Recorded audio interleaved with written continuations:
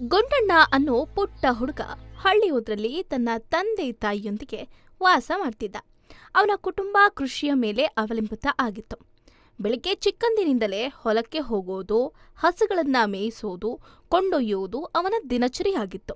ಆದ್ರೆ ಅವನ ಮನಸ್ಸಿನ ಒಂದು ಭಾಗ ಯಾವಾಗ್ಲೂ ಪಾಠಶಾಲೆಯತ್ತ ಎಳಿತಾ ಇತ್ತು. ಹಳ್ಳಿಯಲ್ಲಿ ಒಂದು ಸಣ್ಣ ಶಾಲೆ ಇತ್ತು. ಆದ್ರೆ ಗುಂಡಣ್ಣನ ಮನೆಯ ಪರಿಸ್ಥಿತಿ ಅವನಿಗೆ ಓದೋದಕ್ಕೆ ಅವಕಾಶವನ್ನ ಕೊಡ್ತಾ ಇರಲಿಲ್ಲ.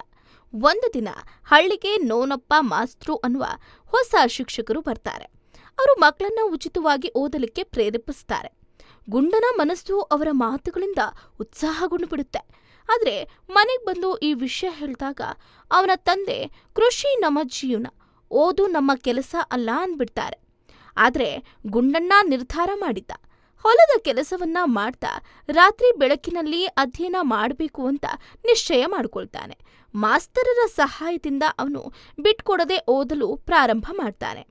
ದಿನ ಕಳೆದಂತೆ ಅವನ ಪರಿಶ್ರಮ ಫಲ ನೀಡಿತು. ಪರೀಕ್ಷೆಯಲ್ಲಿ ಮೊದಲ ಸ್ಥಾನ ಬಂದ್ಬಿಡ್ತಾನೆ.